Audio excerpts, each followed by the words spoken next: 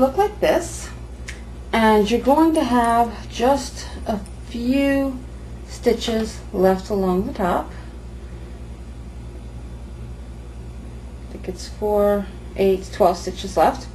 And what you're going to have to do now is seam it. So what I do to make sure I've got the right length of yarn to do the seam with before cutting is I take it and I wrap it 2 full times around the project so that I have a length of yarn that's about 4 times the length of the seam I want, and then I cut it. Now I'm going to take this length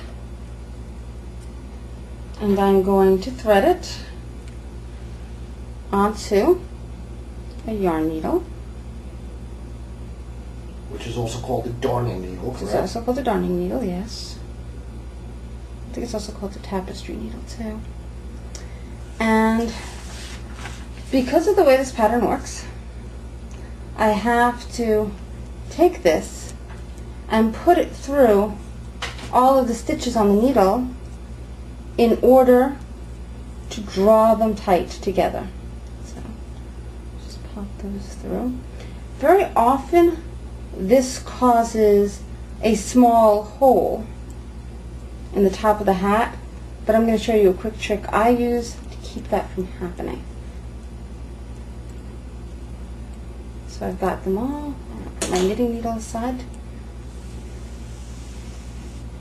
And you want to pull it tight, but my little trick, because this is right here is where that hole is going to open. My trick is at this point I turn the hat inside out. Make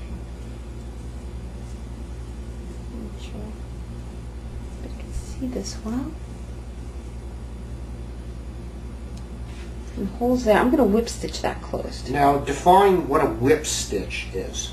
It's where you're going to make straight, almost straight lines of stitching. So I pick up this stitch here with my needle and I pull the yarn through, and now I'm just going to pick up a tiny snip on both sides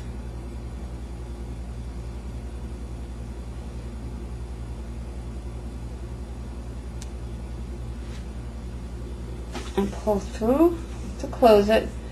And I'm going to do this one more time. Tiny snip, pull through to close it. And now, in preparation for my seam, I'm just going to put the needle through the top stitch, take it to the outside. Now, for people who sew, they know that you normally sew things closed with the right sides together, and that's so that when you turn it inside out, the seam allowance goes on the inside. For knitting, it's the other way around. You want the right side facing, because the act of sewing up the knitting is going to cause the seam allowance to push to the wrong side or to the inside. So the way you do it is you pick up, I'm going to zoom in because I want to make sure you can see what I'm doing here.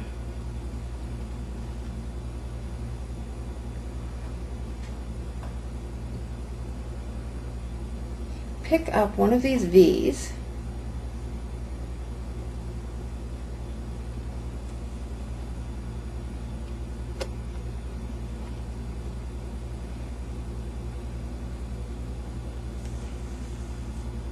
and you pull it closed but not too tight.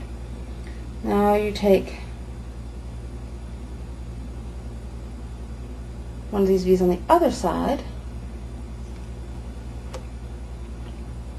and you pull it through, closed, but again not too tight. You don't want it to bunch. Go back to the first side, find one of these V's, pick it up and pull through. And you're going to keep doing this all the way down. If you find that one side is starting to get longer than the other, pick up 2 stitches on the longer side to 1 stitch on the shorter side until it evens itself out. Proceed to do this all the way down until you get to the ribbing. Okay, we're at the ribbing part of the hat. What do we do now? Okay, now when you turn the brim out, what had been the inside will become the outside. So you turn the entire hat inside out. You take the yarn and you push it through to the outside. And now you just continue apace. And you'll see on your ribbing, you're still going to have a knit stitch on either side. So you're just picking up these beads and pulling them together. One more time. And an important thing to remember is stay on the same row. Don't go in and out, because that's going to make a very jagged seam, and you don't want that. And again, don't pull too tightly, because that's going to cause it to bunch. And one more time. We go here. We pick up a V. We pull it. And we just continue that way until we get to the end of the ribbing. Weave in the ends. They're very easy to hide inside of the seam allowance. And then turn your hat inside out. Okay, so we finished the hat. What's next? We're going to work on mittens. Okay, so what do the viewers need for the next project? 200 yards, 200 meters of a worsted weight yarn, size 8 US, 5.0 millimeter, double pointed needles. This time we need these double pointeds. Now, what are these things outside of the fact that, well, you need these? They are knitting needles that taper to a point on both sides. They're used for knitting in the round on small circular items like socks, mittens, things where a circular needle is just going to be too wide. Okay, so this is going to be your gateway to socks and other good stuff. And what if people are scared so they don't prick themselves and things like that? Oh, you're not going to be able to prick yourself. These things are very blunt. But a lot of people are worried about their stitches dropping off the end. And if you're scared of that, grab yourself some point protectors. And I'm going to show you a trick that's going to make that a lot easier, sort of training wheels for double pointed needles.